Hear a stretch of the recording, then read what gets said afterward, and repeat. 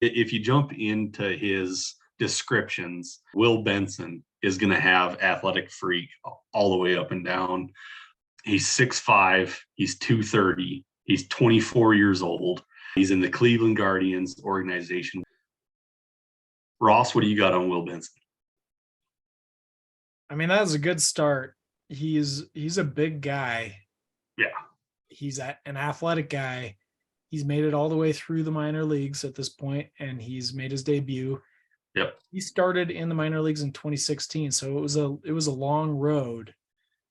He strikes out quite a bit, but he hits home runs, he steals bases. He's done this every stop along the way.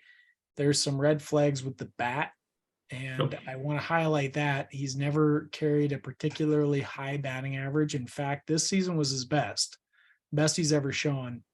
Going back to 2016, his first season, he hit 209. His second season, he hit 238. 2018, and none of these are going to be included in Scout the Statline's projections. He hit 180. So where a lot of Mendoza line averages up to that point. 2019, he hit 230. Last year, he hit 206. This year, the big breakout season, he hit 279. His overall line this year as a 24-year-old in AAA was 279 batting average, 426 on-base percentage, and 522 slugging percentage. 17 home runs and 16 stolen bases in 401 plate appearances.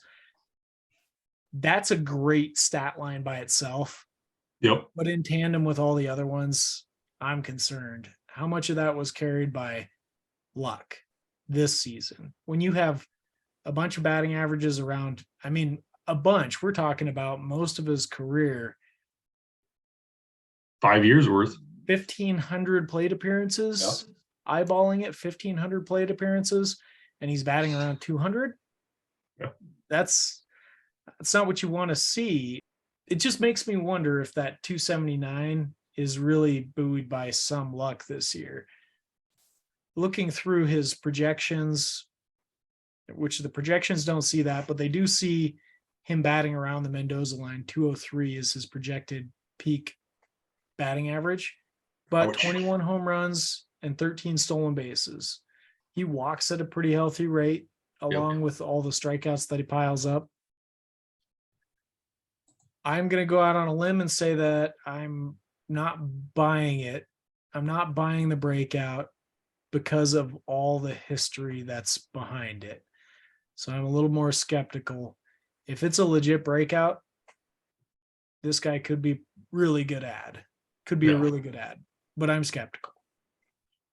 One year that I want to look at is 2018.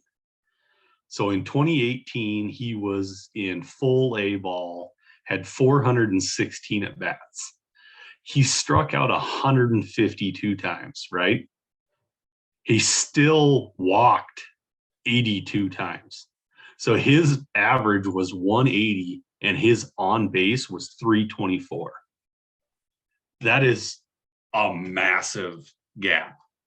Yeah. Like huge, which tells me he also hit 22 home runs that year. But that also tells me, dude, just swing the bat. You can tell he's just sitting on something to come across the plate. And if it doesn't come, screw it. I'll either strike out or walk. You know what I mean? Yeah. Waiting for his pitch, which I'm not opposed to. Yeah. But you gotta be able to hit the ball a little bit more than just every now and then hitting a home run. Yeah. Well, I could be wrong about this, what I'm about to say, but I'm going to go ahead and say it anyway. And if anyone disagrees with me, let me know in the comments. How many people do you know that have had successful careers being Mendoza line hitters? I mean, just in general, Mendoza line hitters, how many of those guys actually have successful careers, get enough playing time, whatever it might be? Can you think of anyone? I'll give you one, and it's somebody that you really Adam like Dunn? and I really dislike. Joey Gallo? Yes, Joey Gallo. Are those the only guys? Yeah. Schwarber maybe like this year. Yeah. But there's a difference here. While Will Benson is very intriguing with his power and his speed potential, he doesn't have 40 home run power like Joey Gallo, Right. Yeah. like Adam Dunn. Those guys got by on big time power. Yeah. Just jacking it all Gallo's- over the place. Yeah. In Joey Gallo's case, he was a really athletic guy too, or he is a really athletic guy. I like to see somebody to learn how to do things. He already had the power. He already had the stolen bases. And now this year, he learned how to hit. That could be intriguing to me. But once again, that's what I'm saying. It's intriguing. I'm not saying go get him. He's my favorite player. You have to have him. He's intriguing. And if he starts out hot, I would still wait and see.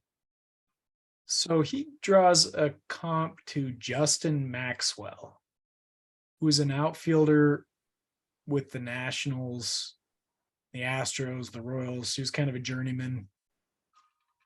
It's an interesting comp, mostly because these guys are both outfielders. Justin Maxwell was also an outfielder, but another big-bodied guy, 6'4", 225, really similar in size.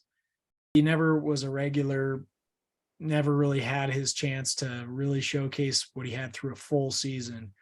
He did have a year in 2012 where he hit 18 home runs, and he batted 229 that season. 229, 304, 460 was his slash line. I am going to predict right here, right now, that Will Benson has a similar career. I love to be wrong about this stuff. I really do. Yeah. Yeah. Between him and Mason Hour is the lower ranked Scout the Statline prospect. Who would you take? And he's ranked higher, I think, by most analysts out there. Will Benson is. He's the big guy. He's got the power. He's probably got similar speed overall as Hour. But the numbers don't shine through to me like they do with Hour. Yeah. I'm taking Hour, and I'm not even thinking about it. Yeah. If you enjoyed this video, please like, subscribe, and of course visit our website, scoutthestatline.com for more.